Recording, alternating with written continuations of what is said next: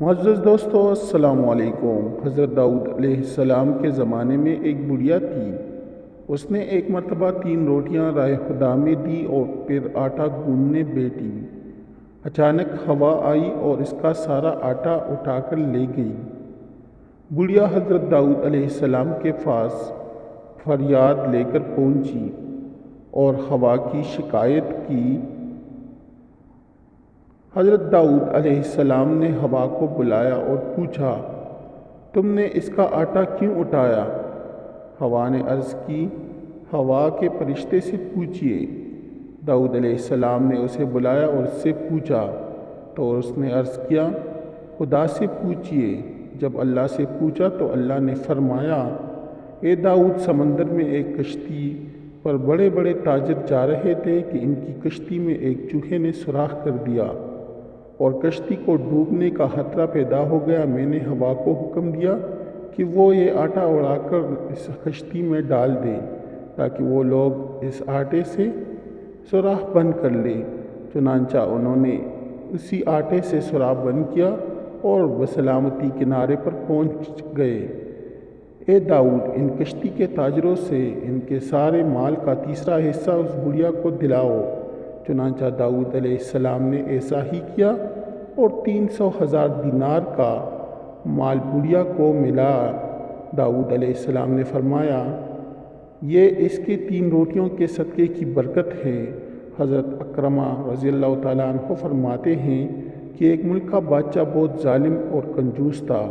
اس نے اپنے ملک میں یہ اعلان کر دیا کہ کوئی بھی کسی فقیر یا مسکین پر کوئی چیز صدقہ نہ کرے، کوئی کسی غریب کی مدد نہ کرے۔ اگر کسی نے ایسا کیا تو پھر میں اس کا ہاتھ کاٹ دوں گا۔ یہ خبر سن کر لوگوں میں سنسنی مچ گئی۔ اب ہر کوئی صدقہ دینے سے ڈرنے لگا۔ ایک دن ایک فقیر مجبور ہو کر ایک عورت کے پاس آیا اور کہا، اللہ کی رضا کی خاطر مجھے کچھ کھانے کے لیے دو۔ تو عورت بولی، ہمارے ملک کے بادشاہ نے اعلان کیا ہے کہ جو کسی کو صدقہ دے گا اس کا ہاتھ کاٹ دیا جائے گا۔ فقیر نے کہا، تم مجھے اللہ ذوالجلال کی رضا کی خاطر کوئی کھانے کی چیز دے دو۔ عورت کو اس فقیر پر بہت ترس آیا اور اس نے بادشاہ کی ناراضگی اور سزا کی پرواہ کیے بغیر اللہ کی رضا کے لیے اس فقیر کو 2 روٹیاں دے دی۔ فقیر دعائیں دیتا ہوا وہاں سے چلا گیا۔ جب بادشاہ کو یہ پتہ چلا کہ فلاں عورت نے 2 روٹیاں صدقہ کی ہیں تو وہ سخت ناراض ہوا اور پھر اس نے اس عورت کے ہاتھ کٹوا دیے اور اسے شہر سے بھی نکال دیا۔ اس عورت کا ایک شیرخوار بچہ بھی تھا جسے اس نے اپنے کندھوں پر سوار کر لیا اور لے کر شہر سے باہر چلی گئی۔ راستے میں اسے بہت زیادہ پیاس لگی۔ پاس ہی دریا تھا۔ اس نے سوچا پانی پی لینا چاہیے۔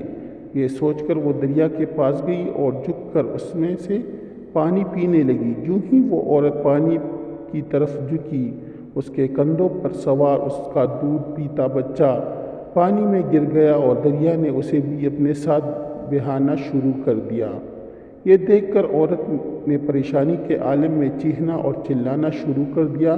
اتنے میں اس کے پاس 2 خوبصورت نوجوان آئے اور اس سے پوچھا، تم کیوں رو رہی ہو؟ اس نے بتایا کہ میرا دودھ پیتا بچہ دریا میں گر گیا ہے اور میرے ہاتھ بھی نہیں ہیں جن کی مدد سے میں اسے نکال سکوں۔ عورت کی یہ بات سن کر ان میں سے ایک نے دریا میں غوطہ لگایا اور تھوڑی دیر بعد ہاتھ میں ننھے منھے بچے کو اٹھائے واپس باہر نکل گیا۔ عورت اپنی لخت جگر کو صحیح سلامت دے کر خوش ہو گئی۔ اب دوسرے شخص کے باری تھی۔ اس نے اپنے منہ میں کچھ پڑ کر اس کے جسم پر دم کیا جس سے اس کے دونوں ہاتھ درست ہو کے۔ یہ دیکھ کر وہ عورت بہت زیادہ خوش ہو گئی اور اس نے پوچھا کہ اے اللہ کے نیک بندو، تم کون ہو؟ انہوں نے کہا، کیا تو نے ہمیں پہچانا نہیں؟ اس نے کہا، نہیں۔ انہوں نے کہا، ہم تمہاری وہ 2 روٹیاں ہیں جو تو نے اللہ کی راہ میں صدقہ کی تھی، جن کی وجہ سے تو مصیبت میں مبتلا ہوئی اور آج ان کی وجہ سے تجھے مصیبت سے نجات بھی مل گئی۔ حضرت انس رضی اللہ تعالیٰ عنہ سے روایت ہے کہ رسول اللہ صلی اللہ علیہ وآلہ وسلم نے فرمایا، صدقہ کرنا اللہ کے غضب کو ٹھنڈا کرتا ہے اور بری موت سے بچاتا ہے۔ اللہ کے غضب کو ٹھنڈا کرتا ہے کا مطلب یہ ہے کہ جو شخص اللہ کی راہ میں اپنا مال خرچ کرتا ہے اسے اللہ تعالیٰ دنیا میں عافیت و سکون کے ساتھ رکھتا ہے اور اس پر بلائیں نازل نہیں کرتا، بری موت سے بچاتا ہے کا مطلب یہ ہے کہ صدقہ و خیرات کرنے والا مرنے کے وقت بری حالت سے محفوظ رہتا ہے، یعنی نہ تو اسے شیطان اپنے وسوسوں میں مبتلا کر پاتا ہے اور نہ وہ شخص کسی ایسی سخت بیماری و تکلیف میں مبتلا ہوتا ہے جس کی وجہ سے وہ ضبط کا دامن چھوڑ کر کفر و کفران کی دلدل میں پھنس جائے۔ حاصل یہ کہ اللہ کی خوشنودی و رضا کی خاطر اپنا مال زر خرچ کرنے والا خاتم بالخیر کی ابدی سعادت سے نوازا جاتا ہے۔